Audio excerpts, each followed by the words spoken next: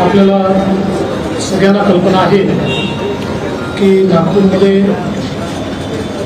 मध्यंतरी जी काही अतिवृष्टी झाली आणि त्यामुळे मोठ्या प्रमाणात पूर आला आणि लोकांचं भरपूर नुकसान झालं. जवळपास 22 सप्टेंबरला आलेला हा जो काही पाऊस होता तो 4 तासामध्ये 112 मिलीमीटरचा पाऊस होता. म्हणजे एक प्रकारे ढगफुटी सदृश हा पाऊस या ठिकाणी झाला आणि त्यामध्ये नाग नदी, पिवळी नदी, पोरा नदी याच्या भिंती देखील त्या ठिकाणी पूर्णपणे तुटल्या आणि जवळपास सगळ्या त्याच्या आजूबाजूच्या परिसरामध्ये पाणी शिरलं. त्यात जी काही तातडीची मदत करता येईल ती तर प्रशासनाने त्या ठिकाणी केली, परंतु त्यानंतर क्षतिग्रस्त या नदी नाल्यांच्या भिंतीचं बांधकाम आहे अशा प्रकारची परिस्थिती येऊ नये म्हणून काही निर्णय घेणं गरजेचं होतं. स्वतः माननीय गडकरी साहेबांनी या संदर्भात वेगवेगळ्या बैठका घेतल्या. मी देखील काही बैठकांना उपस्थित होतो आणि याचा एक कॉम्प्रिहेन्सिव्ह प्लॅन की जेणेकरून उद्या अशा प्रकारची अतिवृष्टी झाली तर पाणी शिरणार नाही या संदर्भात काही उपाययोजना या ठिकाणी ठरल्या.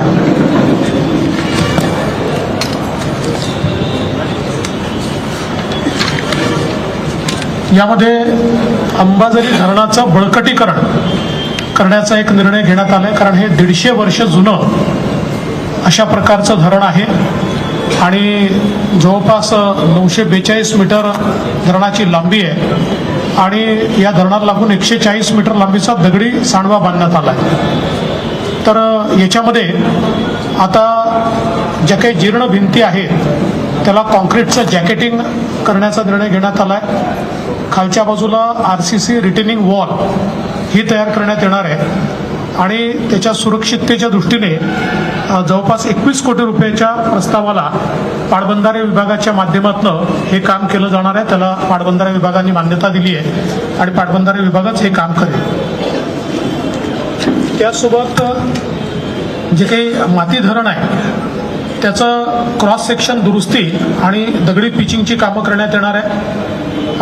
त्यात जो काही धरणाच्या खालील बाजूला एक ड्रेन तयार करण्यात येणार आहे आणि जवळपास 11 कोटी रुपये याकरता खर्च करण्यात येणार असून धरणाच्या पातळीपासनं 100 मीटरपर्यंत कोणताही अडथळा निर्माण होणार नाही आणि प्रवाह सुरळीत चालेल अशा दृष्टीनं पाण्याचा जो विसर्ग आहे याचं पूर्ण हायड्रॉलिक कॅल्क्युलेशन करण्यात आलेलं आहे आणि त्या कॅल्क्युलेशनच्या अनुसार हे काम केलं जाणार आहे. कारण आपल्याला कल्पना आहे, आपल्यापैकी सगळेच आपण स्पॉटवर जाऊन आला आहात, तर त्यात असं लक्षात आलं की काही भिंतींनी वगैरे जो प्रवाह आहे हा प्रवाह अडल्यामुळे देखील मोठ्या प्रमाणात तिथल्या कॉलनीजमध्ये हे पाणी शिरलं आणि म्हणून त्या दृष्टीने हा 100 मीटरपर्यंतचा पूर्ण प्रवाह सलग निघाला पाहिजे अशा प्रकारचा प्रयत्न या माध्यमातून केला जाणार आहे.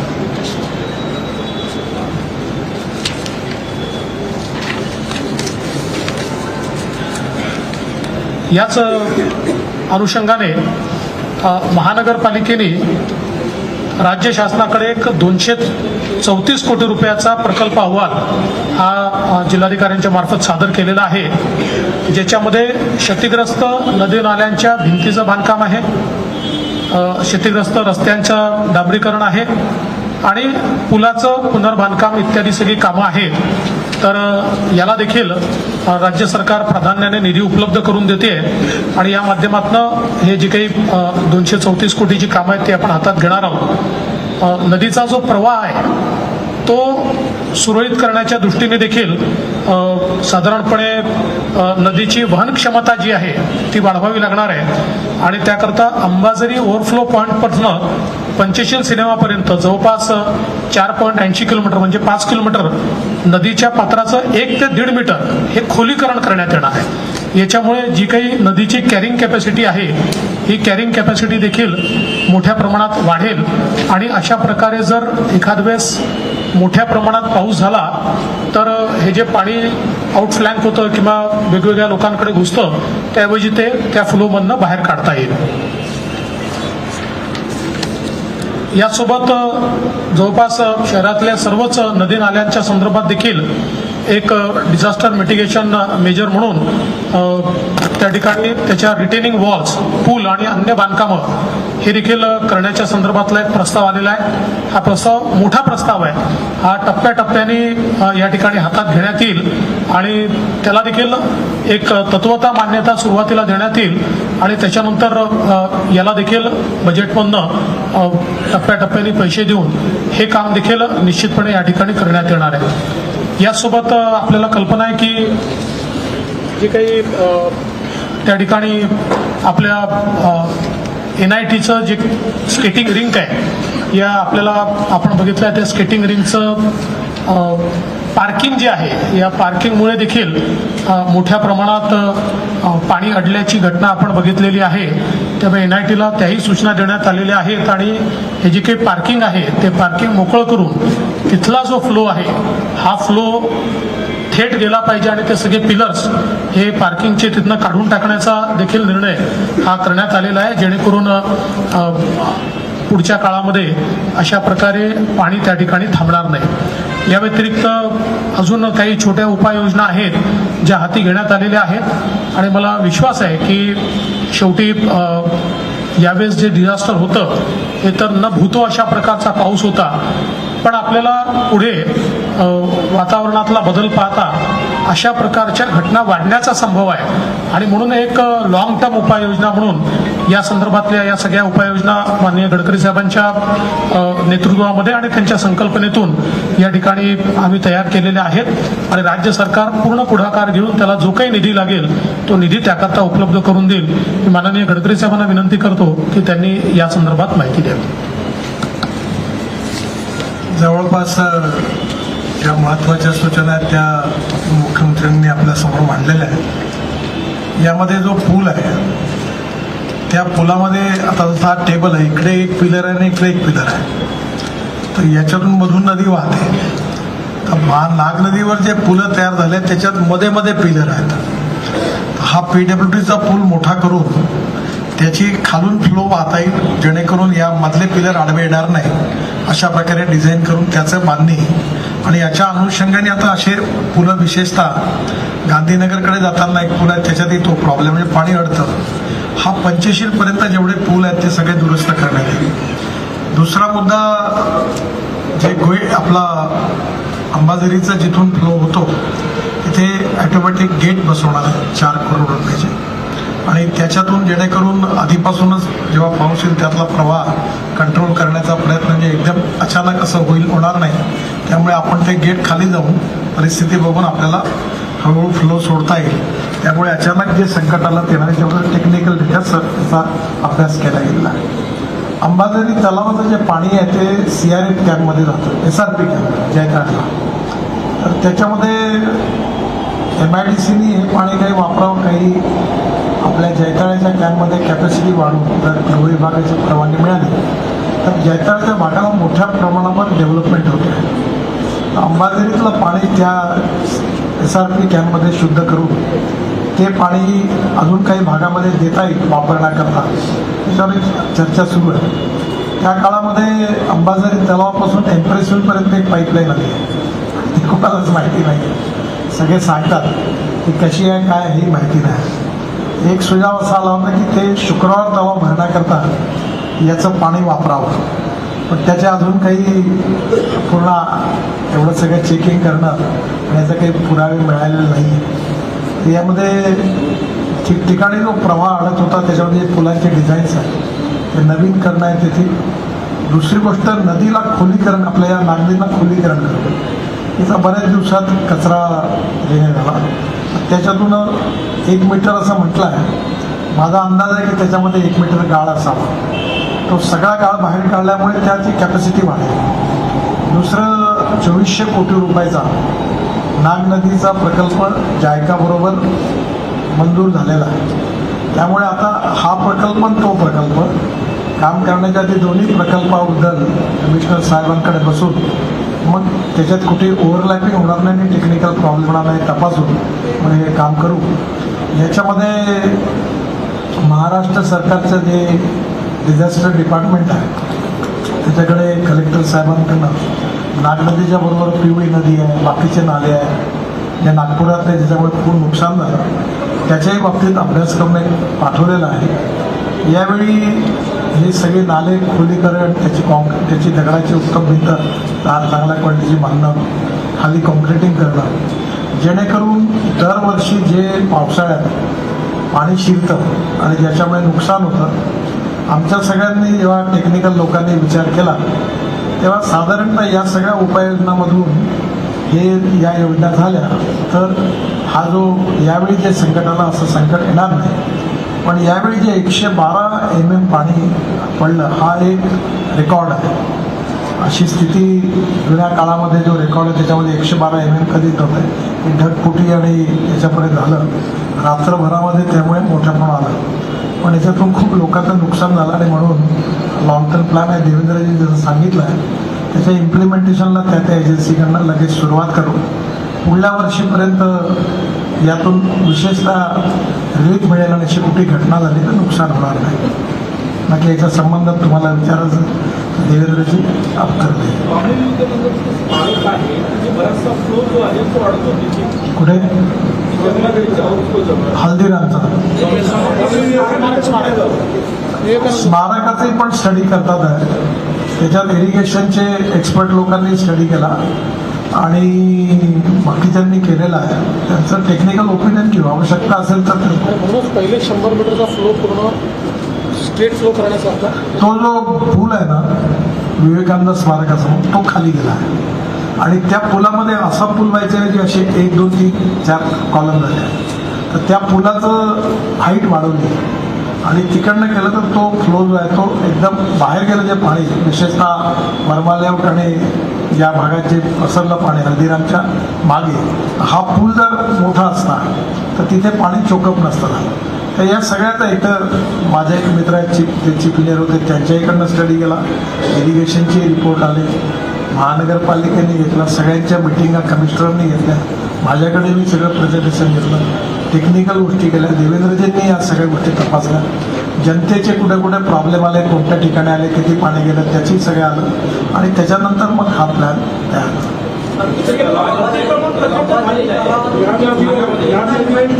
एक एक जण विचारा. तलावाच्या वर आणि तलावाच्या आतमध्ये, हो ते तलाव नागनदीच्या आतमध्ये आणि नागनदीच्या बाजूला जर अतिक्रमण असेल तर ते काढले जाते. कोणाचंही असो, त्याच्यात जर आता टेक्निकली जेव्हा रिपोर्ट तयार होईल, नागनदीचा प्रवाह आणि त्याच्या बाजूच्या भिंती बांधताना जर कुठे अतिक्रमण आढळलं तर काढ. तलावामध्ये सांडपाणी येते आणि केमिकल रहित पाणी येते, ते सुद्धा आहे. यामध्ये सुधारणा नाही, तो याच्यातला भाग नाही आहे. विशेषतः याचा प्रश्न हा आहे, खरी गोष्ट आहे. पण वाढीव शहराकरता जे सांडपाणी आहे, जे लोक सोडून देतात, त्याच्याकरता त्यांच्याकरता स्कीम तयार केल्यावर मग ते पाणी येणं ऑलरेडी आता केली आणि त्याला ती बहुतेक केली आहे. समीर मेघेने जलपर्णी वनस्पती खूप मोठ्या प्रमाणात वाढली. नाही, आता आपण जेव्हा हे सगळं काम करू त्यावेळेस त्याचा देखील विचार करणार आहोत. दुसरं नितीनजींनी एक सुचवलं आहे ज्याचा अभ्यास चाललेला आहे की साधारणपणे या तलावाची कॅपॅसिटी देखील थोडी कशी वाढवता येईल. कारण हा तलाव अशा प्रकारचा आहे की याचा सगळ्या पाण्याचा फ्लो हा, कारण हा शेवटी नाग नदीवर एक बांध आहे, त्यामुळे ते पाणी अडवलेलं आहे नाग नदीचं. त्यामुळे त्याची रचना अशी आहे की सगळं प्रेशर हे एका बाजूलाच राहतो त्याचं. तर त्याची मागच्या बाजूला काही कॅरिंग कॅपॅसिटी वाढवता येईल का याचा देखील प्रयत्न चालला आहे. ब्रिज पडला नॅशनल हायवेचा, एक ब्रिज पडला आहे, त्या ब्रिजचं काम किंवा एक पार्ट पडला पाहिजे. सगळं नवीन तो नॅशनल हायवेचा ब्रिज नॅशनल हायवेकडून पूर्णपणे, जसं मी मगाशी तुम्हाला तिथेही प्रॉब्लेम आहे, त्या ब्रिजच्या खाली मी डोकावून बघितलं, तिथेही पण ते असेच पिलरमध्ये केले. ही जुनी सिस्टीम होती. आता काय झालं, एक एन्फोर्समेंट कॉन्क्रीट आला आहे नवीन मलेशियातून, त्याच्यामध्ये आपण 120 मीटरपर्यंत मध्ये पिलर करायची गरज, असे मध्ये मध्ये पिलर येतात ना, हा जो वरचा बीम आहे हा स्टील फायबरमध्ये कास्ट करतात. तर मी त्यांना सूचना केल्या की आता स्टील फायबरने कास्ट केलेले सगळे पिलर लावू, त्यामुळे मधले ब्रेक सगळे गायब होतील, त्यामुळे त्या पाण्याकरता लागायला जो गतिरोध आहे तो नाही. वेळ लागतो साहेब, ट्रॅफिक खूप नितीन जी वेळ लागतो, ट्रॅफिक खूप जाम होत आहे तिकडे, किती वेळात होईल हे काम? नॅशनल हायवेचं तर ऑलरेडी त्यांनी तयारी सुरू केली आहे.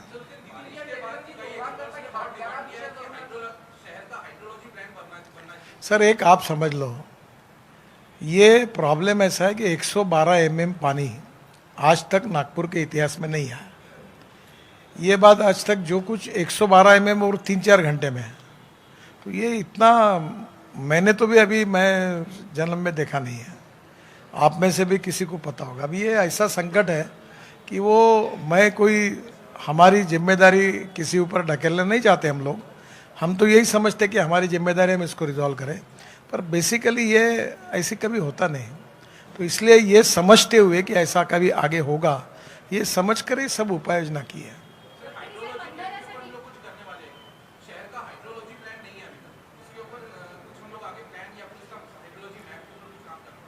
देखो, नागपुर शहर में वर्ल्ड बैंक अपना जायका के फंड से नाग नदी का प्रकल्प मंजूर हुआ है 2400 करोड़ का.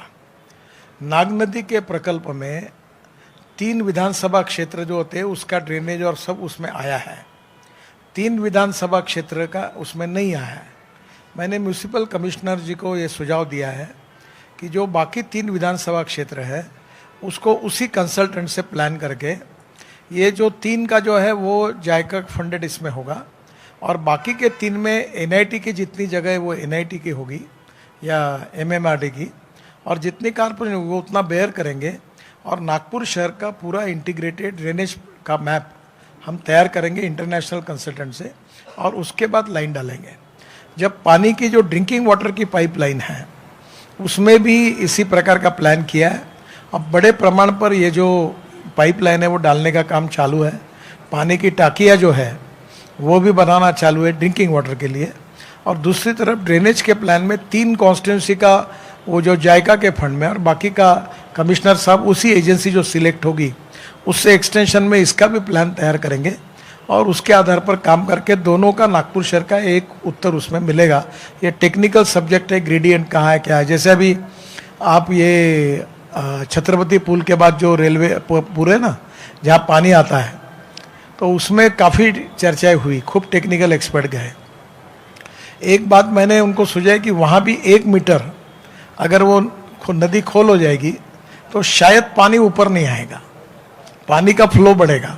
अब ये सबके ऊपर जब ये कंसल्टेंट जो तैयार करेंगे, जो वर्ल्ड स्टैंडर्ड के हैं, अप्रूव्ड है, उनके तरफ से ये सब इकट्ठा होकर ही उसका प्लान होगा. ये जो एक मिनट, नाग नदी का जो प्रपोजल तैयार हुआ है वो हाइड्रोलॉजिकल स्टडी करने के बाद ही हुआ है, तो उसका इंटीग्रल पार्ट ये हाइड्रोलॉजिकल स्टडी है जो नाग नदी का प्रोजेक्ट किया है. और अभी उसमें जब हम आगे बढ़ रहे हैं तो चूँकि जायका जो जापान की स्टेट ये है इंस्टीट्यूशन है, तो उनका ये अप्रोच ही होता है कि होलिस्टिक अप्रोच होना चाहिए.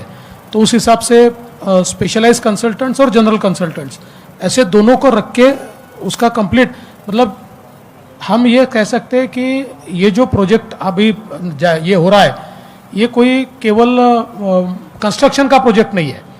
तो एक्चुअली एक रिवर को रिक्लेम करने का और उसकी पूरी हाइड्रोलॉजी और उसका जो पूरा फ्लो है उसको रिक्लेम करने का ये प्रोजेक्ट है.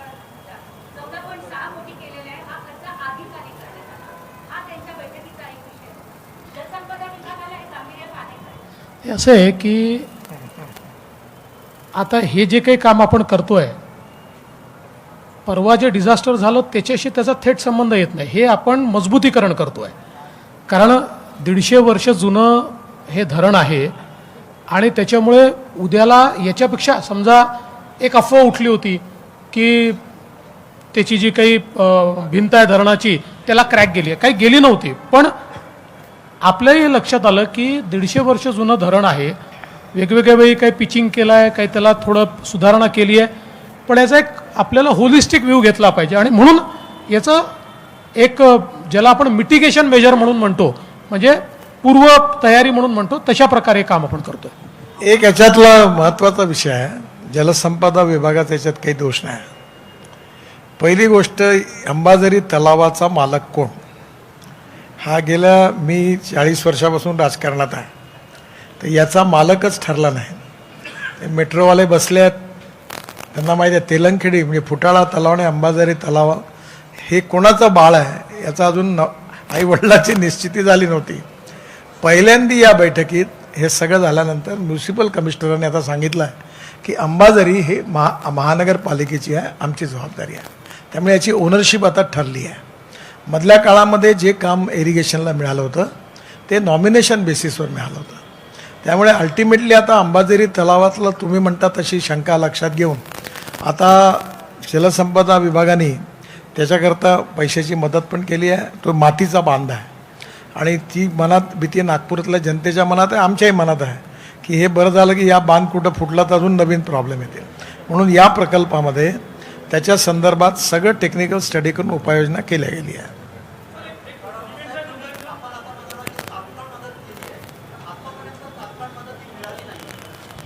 तपासून बघू, जर नसेल मिळाली तर नक्की देतील.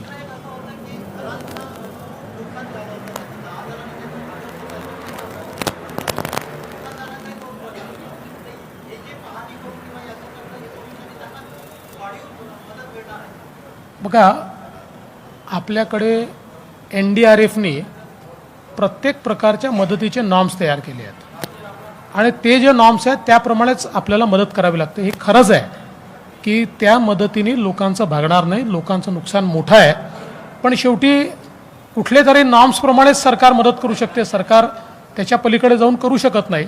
त्यामुळे त्या नॉर्म्समध्ये जी मदत बसते ती सरकारतर्फे केली जाते. अर्थातच त्यांनी काही म्हणजे लोकांचं झालेलं नुकसान हे भरून निघत नाही याची आम्हाला कल्पना आहे.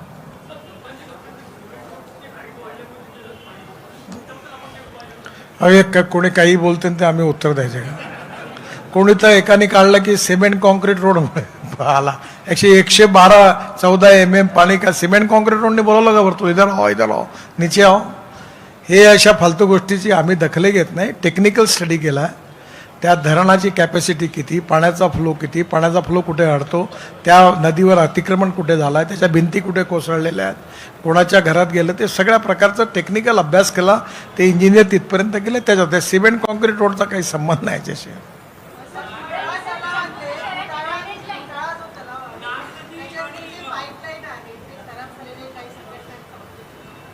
फुटाळा तलावातल्या पाईपलाईन नाही खराब झाल्या. नाही तो वेगळा विषय, त्याच्यावर वेगळी प्रेस कॉन्फरन्स घ्या, मी सांगेन समजा टेक्निकल. तुम्ही कधी विमानातून अंबाझरी तलाव बघितला आहे का? मी बघितला. मी तुम्हाला सांगतो काय आहे. अंबाझरी तलावाचा जेवढा एरिया आहे त्यापैकी फक्त 20 ते 25% क्षेत्रात पाणी आहे, 75% रिकामा आहे. तर त्यावेळी मी असं त्यांना सुचवलं होतं, म्हणजे तो काही मी टेक्निकल माणूस नाही, की आपण त्याचा मुरूम काढायचा आणि हे जे काय आहे हे पाण्याची स्टोरेज कॅपॅसिटी वाढवायची.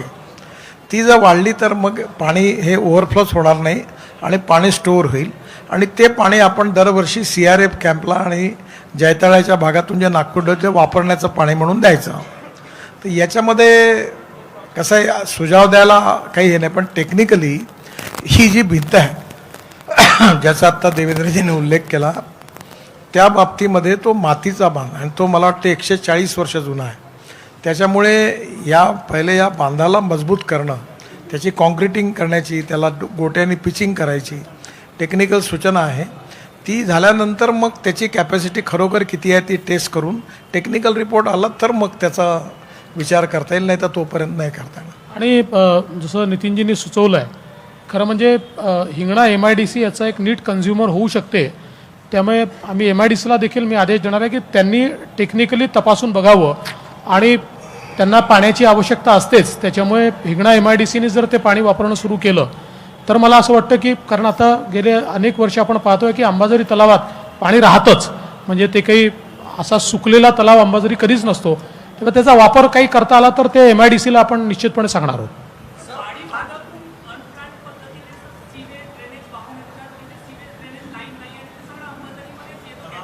ते सांगितलं ना, वाढीचा प्लॅन तयार करून, जसं उपमुख्यमंत्र्यांनी सांगितलं की तो मंजूर झालेला आहे. त्यात वाडी आणि तिकडल्या खेड्यातून ते पाणी हळूहळू सगळे येतं, कारण त्यांनी ड्रेनेज लाईन नाही आहे तिथे. तो प्लॅन झाल्यानंतर वाडीचा ETP बनेल, ते सगळं पाणी तिकडे अडेल आणि या तलावात येणं बंद होईल.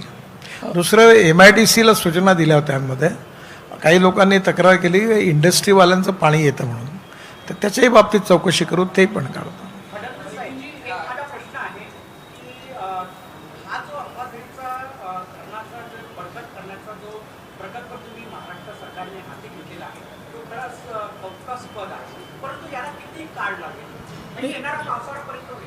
नाही, सगळं काम याचं येणाऱ्या पावसाळ्यापर्यंत होऊ शकत नाही, कारण याला साधारणपणे जे मेजर पाणी वाहून नेण्याचं काम आहे ते आपल्याला पावसाळ्यापर्यंत करायचं आहे, पण जे मजबूतीकरणाचं काम आहे ते कदाचित 1.5 वर्ष त्याला लागू शकतं.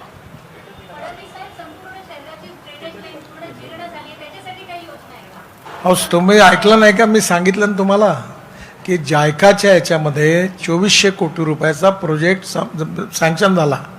त्याच्यामध्ये नागपूरच्या 3 विधानसभा क्षेत्राचं ड्रेनेजच्या सगळं काम त्यात आलं. 3 विधानसभा सुटल्या. त्या 3 विधानसभा क्षेत्रात NITचा एरिया आहे आणि महानगरपालिकेचा एरिया आहे. जो कन्सल्टंट पक्का होईल त्याच्याकडनं या 3 विधानसभेचं करून इंटिग्रेटेड प्रोजेक्ट करू. या 3 क्षेत्रात जे लागेल त्याचा खर्च NIT आणि महानगरपालिका वाटून घेईल आणि 3 मधला जो आहे तो जायकातून करून पूर्ण नागपूर शहराचा इंटिग्रेटेड ड्रेनेजचा प्लॅन होईल. दुसरं, कलेक्टर साहेबांनी या शहरातल्या अन्य पिवळी नदी वगैरे जे सगळे नाले आहेत त्या सगळ्या नाल्यांच्या बाबतीतही तयार करून तेही 280 कोटीचं प्रपोजल पाठवलं आहे. ते खोलीकरण करू, दोन्ही बाजूनी बांधू आणि एकंदरीत या विषयावर पहिल्यांदा एवढ्या खोलात लक्ष दिलं गेलं आहे. नक्कीच याच्यातून हा जो प्रॉब्लेम आता झाला, आजच्या याचा विषय हाच आहे की पुढल्या वर्षी कमीत कमी जेवढी कामं आज आपण करतो आहे त्यातून कुठलीही परिस्थिती आली तरी पाणी एकाच्याही घरात शिरणार नाही अंबाझरीचं. बाकीच्या ठिकाणी पण आपण काम करतो आहे, तो त्या दृष्टीनेच हा प्लॅन आहे. चला, ठीक आहे, धन्यवाद. वर्धा मार्गावर ब्रिज देवानी पडला, पण ग्रंथालयाच्या विद्यापीठ ग्रंथालयाच्या बाजूचा जो ब्रिज आहे त्याचं 2 वर्ष झाले काम सुरू आहे. प्रचंड मनस्ताप सर्वसामान्य लोकांना होतो. रामदासपेठ ते खरोखर हे यांचं म्हणणं बरं. हां,